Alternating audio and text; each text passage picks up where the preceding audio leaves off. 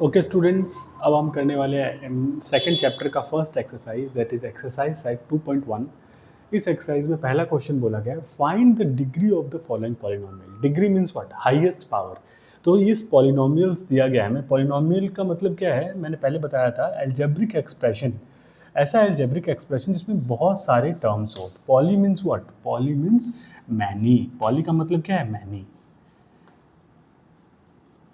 Poly का मतलब है मैनी। ऐसा एल्जेब्रिक एक्सप्रेशन जिसमें मैनी टर्म्स हो। तो इसमें तीन टर्म्स है, एक, दो और तीन। ये तीन टर्म्स वाला पॉलिनोमियल है। तो इस पॉलिनोमियल में जो है हमें क्या ढूंढना है? इसका हाईएस्ट पावर, इसका डिग्री क्या है? तो इसका हाईएस्ट पावर जो है वो है हमारा 2। तो इसका डिग्री जो होगा वो हमारा होगा 2। तो इसके लिए मैं यहाँ पे लिख देता हूँ 2 है इसका डिग्री। फर्स्ट वाले का डिग्री 2 है। और अभी सेकंड वाले में देखते हैं कितना टर्म्स है।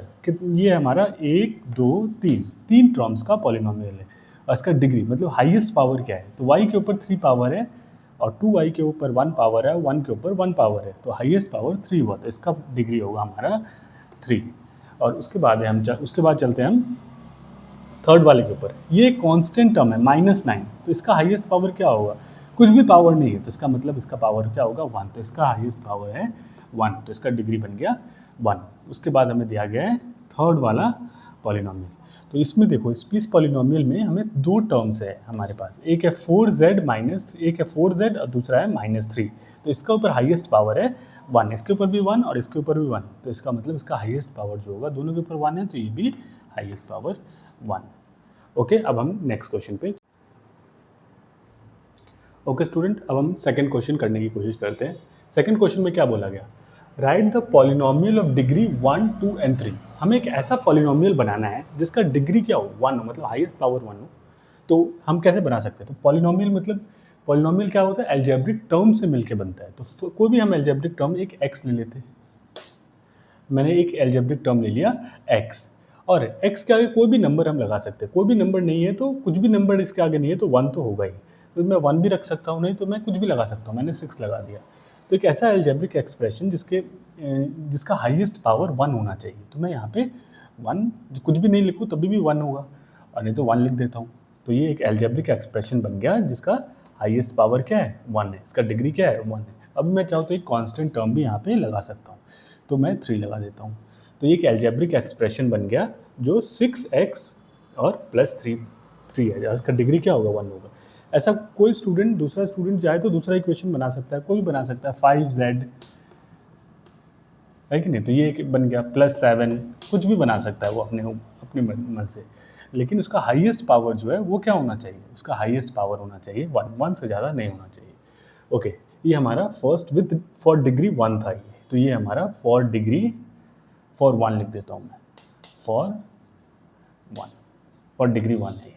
ओके, अब इसके बाद मैं चलता हूँ दूसरे क्वेश्चन पे। फॉर 2 लिख देता हूँ।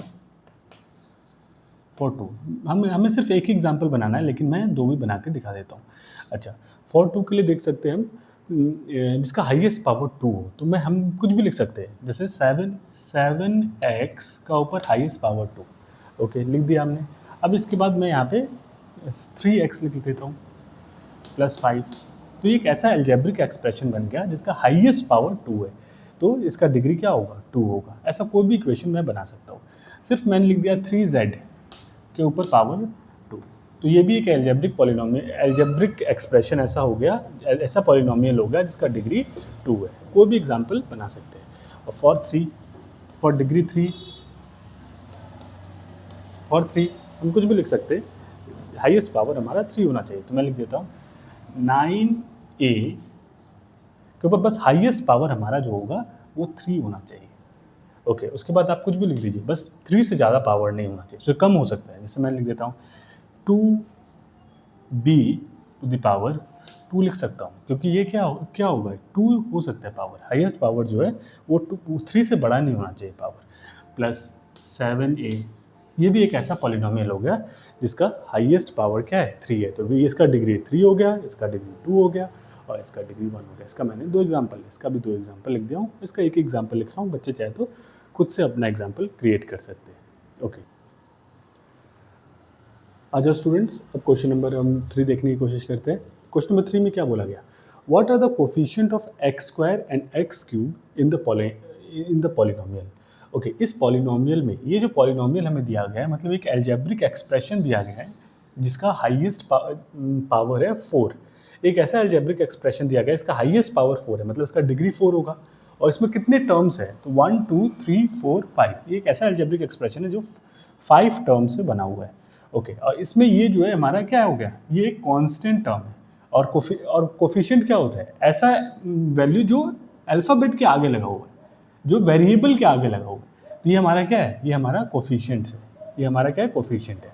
तो किसका कोफिशिएंट पूछा गया, find the coefficient of X square and X cube. तो एक्स स्क्वायर का कोफिशिएंट, तो एक्स स्क्वायर ये हमारा एक्स स्क्वायर है, इसके आगे लगा हुआ वैल्यू क्या है, इसके आगे लगा हुआ वैल्यू है +6। आगे लगा हुआ जो नंबर है वो है +6। तो कोफिशिएंट ऑफ एक्स स्क्वायर क्या होगा, तो एक्स स्क्वायर का जो कोफिशिएंट होगा वो होगा हमारा 6। और उसके बाद कोफिशिएंट ऑफ एक्स क्यूब, तो एक्स क्यूब का जो कोफिशिएंट होगा, तो एक्स क्यूब का जो कोफिशिएंट होगा देख लेते हैं। तो एक्स क्यूब के आगे क्या लगा हुआ है, ये है हमारा एक्स क्यूब, तो इसके आगे जो वैल्यू लगा हुआ है वो है -3। तो हमारा एक्स क्यूब का कोफिशिएंट होगा -3। ओके, तो एक्स स्क्वायर का कोफिशिएंट 6 और एक्स क्यूब का कोफिशिएंट -3। ओके, हम नेक्स्ट क्वेश्चन पे चलते हैं, क्वेश्चन नंबर 4 पे।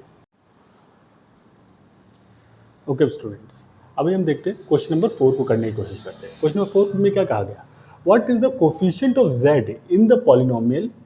ये पॉलिनोमियल हमें दिया गया Y Z cube plus 5x square -11।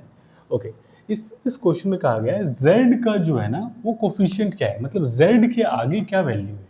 तो यहाँ कोई हमें z दिख रहा है, कोई भी ऐसा टर्म है जिसके जो z हो, जिसका वेरिएबल z हो, तो ऐसा तो कोई टर्म है नहीं। इसका मतलब क्या होगा, ये 4z cube plus 5x square -11 और एक ऐसा टर्म z होगा, z हो सकता है z, लेकिन उसका जो कोफिशिएंट होगा वो 0 रहा होगा, ज़रूर वो 0 रहा होगा। तभी z जो है उसके वो 0 से मल्टीप्लाई होकर क्या हो गया, कोई भी नंबर 0 से मल्टीप्लाई होकर क्या हो जाता है, वो 0 हो जाता है। तो ये टर्म उसका पूरा 0 हो गया होगा।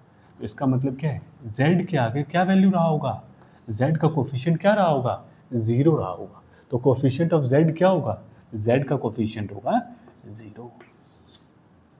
Coefficient of z is 0। Okay, अब आ जाते हैं हम